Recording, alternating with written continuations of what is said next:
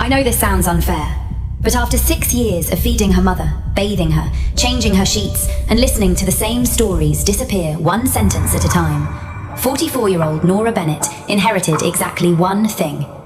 Not the house, not the savings, not the car. An abandoned laundromat on the edge of town, appraised at $12. Her brother Daniel got the family home. Her sister Marissa got their mother's savings account and the old Buick. And Nora, the daughter who had moved back into her childhood bedroom at 38 when the doctors said her mother could no longer live alone, received a boarded-up laundromat called Pearl's Wash and Fold. Daniel tried not to smile when the lawyer read it. Marissa looked down at her phone, and Nora sat in the middle chair of a cold law office, wondering how 6 years of her life had somehow been priced lower than a tank of gas. The lawyer, Mr. Harlan, cleared his throat. "To my daughter Nora," he read, "I leave Pearl's Wash and Fold, located at 309 Bell Avenue, including all contents, fixtures, records, and locked storage." Daniel leaned back in his chair. "Well," he said, "Mum always had a sense of humour." Nora turned her head slowly. "Is that what you think this is?" Daniel raised both hands. "Look, don't make it emotional. The laundromat's been closed for what, 15 years? It's a shell." Marissa finally looked up. "Nora, you know Mum wasn't exactly herself at the end." That sentence hit harder than Nora expected. Not herself. People said that when they wanted to erase someone's final choices. Her mother, Pearl Bennett, had suffered from vascular dementia. Some days she forgot where the spoons were. Some days she called Nora by her sister's name. Some days she stared at the television without blinking for an hour. But other days, she looked right at Nora and said things that cut through the fog with perfect clarity. "Don't let people make your kindness look small." Nora had heard that one at least a dozen times. Now she wondered if her mother had been trying to tell her something. Mr. Harlan slid a small envelope across the desk. "Your mother asked me to give this to you privately," he said. Daniel sat forward. "Privately?" Mr. Harlan did not look at him. "Yes." Inside the envelope was a brass key, a folded note, and a tiny paper tag with 2 words written in her mother's careful handwriting. Dryer 9. Nora stared at it. Dryer 9. Her brother laughed once under his breath. "Congratulations," he said. "You inherited laundry." Nora stood up. "You know what hurt the most?" she said quietly. "Not the laundromat. It's that neither of you even wondered why Mum left it to me." Daniel's smile faded. Marissa looked away first. That was how it had always been. Daniel argued, Marissa avoided. Nora stayed. 6 years earlier, Nora had been working as a medical records coordinator in Nashville. She had an apartment with peeling paint, a decent job, and a man named Aaron who made pancakes on Sundays and wanted to talk about marriage. Then her mother got lost walking to the pharmacy 3 blocks from home. The police found Pearl sitting on a bench outside a closed movie theatre, holding a carton of eggs and crying because she could not remember which street was hers. Nora came home for what she thought would be 2 weeks. She never went back. Aaron called for a while, then he stopped. Her job replaced her. Her apartment went to someone else.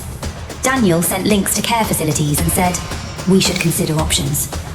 Marissa sent throw blankets, scented candles, and once a check for $300 with a note that said, "For anything Mum needs." Nora used it for adult diapers. By the 3rd year, Pearl forgot how to shower safely. By the 4th, she became afraid of mirrors. By the 5th, she sometimes woke up at midnight, convinced that someone had left a baby crying in the basement. Nora would sit beside her and say, "It's okay, Mum. There's no baby." And Pearl would whisper, "There's always somebody crying where no one can hear." Nora never understood that. Not then. The day after the will reading, Nora drove to Bell Avenue. Pearl's Wash and Fold sat between a closed pawn shop and an empty bakery. The front windows were covered with dust and old newspaper. The blue sign above the door had faded almost grey. Weeds grew through cracks in the sidewalk. Nora parked across the street and sat in her car for nearly 10 minutes. To be honest, she almost drove away. Because sometimes the last thing a parent leaves you feels less like a gift and more like one final question you are too tired to answer. But then she looked at the brass key in her palm. Dryer 9. She crossed the street. The front door resisted at first, swollen from years of heat and rain, then opened with a hard scrape. The smell came out first. Dust, soap powder, old metal, and something faintly sweet, like dryer sheets trapped in the walls. Inside, rows of washing machines sat silent beneath fluorescent lights that no longer worked. Plastic chairs lined one wall. A folding table stood near the front window. Old magazines curled in a rack beside the vending machine. It should have felt dead, but it did not. It felt like it had been waiting. Nora walked past washers numbered 1 through 8, then a row of dryers against the back wall. Dryer 9 was different. The others had round glass doors. Dryer 9 had a scratched metal panel over the center, as if someone had replaced the glass years ago. Nora put the brass key into the small lock beneath the handle. It turned. The dryer door opened, but there was no drum inside. Instead, there was a narrow wooden compartment built into the machine, lined with cedar and filled with envelopes. Nora stopped breathing. The envelopes were stacked in bundles and tied with blue string. Each one had a name written on it. Eleanor, Ruth, Maggie, Helen, June, and at the very back, one envelope with Nora's name. Her hands started to shake. She opened hers first. My Nora, if you found Dryer 9, then you stayed long enough to look. I knew you would. Nora sat down on the floor of the laundromat. Her mother's handwriting was thin, but unmistakable. I bought this place before you were born. Your father thought it was a bad investment. Your grandfather thought it was embarrassing. But I kept it because women came here when they had nowhere else to go. They came to wash clothes after leaving husbands. They came to cry where their children would not see them. They came with bruises they explained as kitchen accidents. They came with letters from sons who never visited. They came with wedding rings in their pockets and no idea who they were without them. Nora covered her mouth.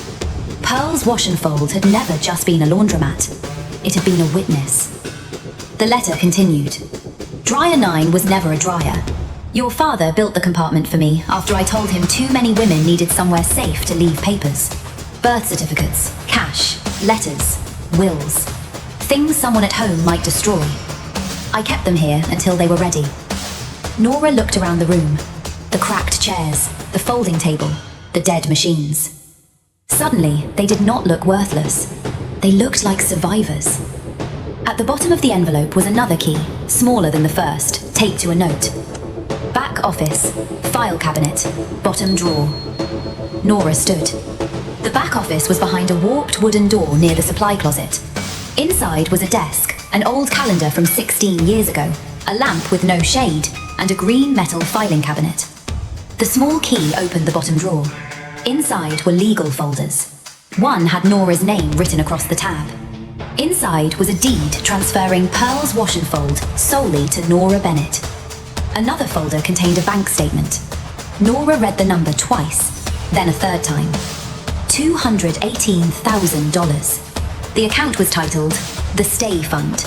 Authorized signer, Pearl Bennett. Successor signer, Nora Bennett. Nora sat in the office chair, stunned. The Stay Fund. Behind the bank statement was another letter. I saved what I could. A little from the laundromat, a little from mending clothes, a little from people who paid me back after they got safe. This money is not for Daniel. It is not for Marissa. They will call it unfair because they understand money better than sacrifice. This is for the women who stay too long because leaving costs more than pride. And it is for you because you stayed for me. Nora's eyes blurred. For a second, she thought she was losing her mind. Her mother, who forgot how to turn off the stove, had built a fund. Her mother, who repeated the same questions every morning, had prepared legal documents. Her mother, who seemed to be slipping away, had hidden an entire life behind a dryer. That was when someone knocked on the front glass. Nora stepped out of the office. A man in a grey coat stood outside, looking through the dusty window. He held a business card against the glass. She opened the door a few inches. Are you Nora Bennett? He asked. Yes. My name is Calvin Price. I represent Bell Avenue Development Group. Nora did not move. He smiled like men do when they already think they own the room. We've been trying to acquire this property for years. Your brother told us the estate might finally be ready to sell. Nora's grip tightened on the door. My brother does not own this property. Calvin's smile weakened. Well, I'm sure there are details to work through. Look, Nora said, I'm tired. My mother just died.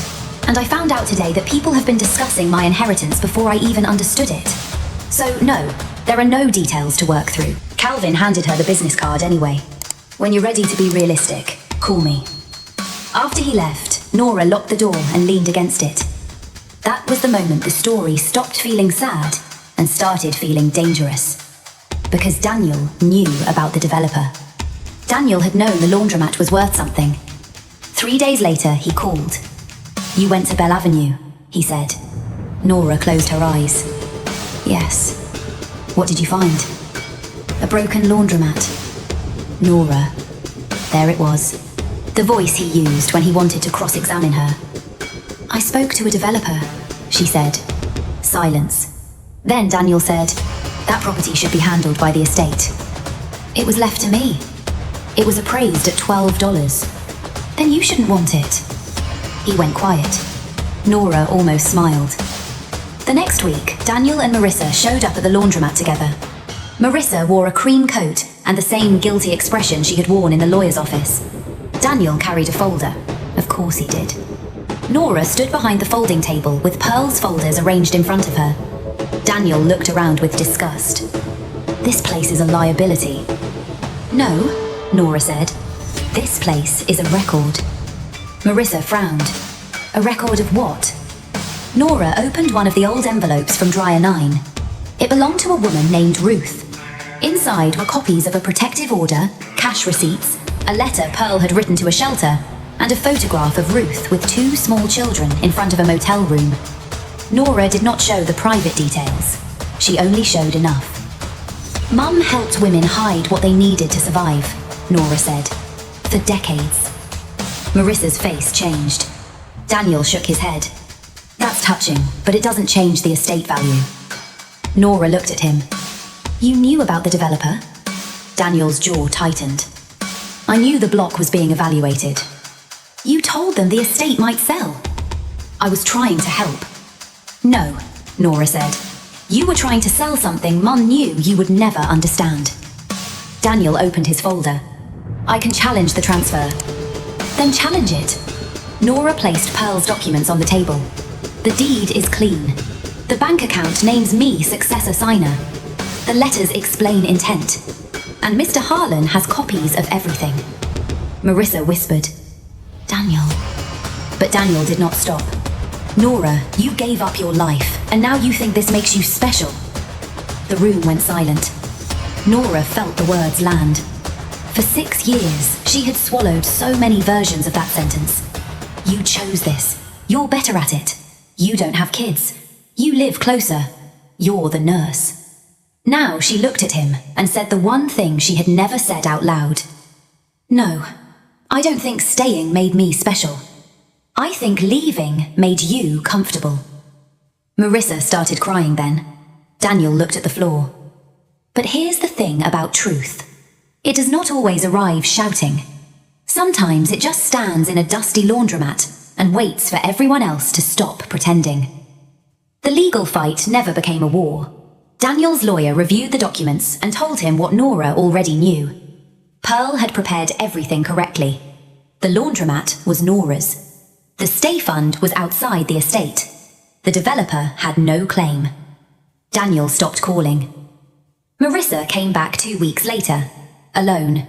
She brought a cardboard box filled with Pearl's scarves, recipes, and old photographs. I found these in Mum's closet, she said. I thought you should have them. Nora looked at the box. Why? Marissa's eyes filled. Because I took the savings, and Daniel took the house, and somehow I still feel like you got the part of her that mattered. Nora did not answer right away. Then she stepped aside and let her sister in. Together they sat at the folding table and opened the box. At the bottom was a photograph of Pearl in her 30s, standing outside the laundromat with a group of women, all laughing, all holding laundry baskets like shields. On the back, Pearl had written, "For the women who stayed until they could leave." 6 months later, Pearl's wash and fold reopened, not as a laundromat, as the Ninth Door, a small community resource centre for women rebuilding their lives after caregiving, divorce, grief, family abandonment, or years of being invisible. There were washers and dryers in the back for anyone who needed them. There was coffee in the front. There were file cabinets for documents, a bulletin board for jobs, a shelf of free books, and a table where people could sit without explaining why they were tired. Nora used the stay fund carefully, not to get rich, not to prove Daniel wrong, to do what Pearl had done quietly for years.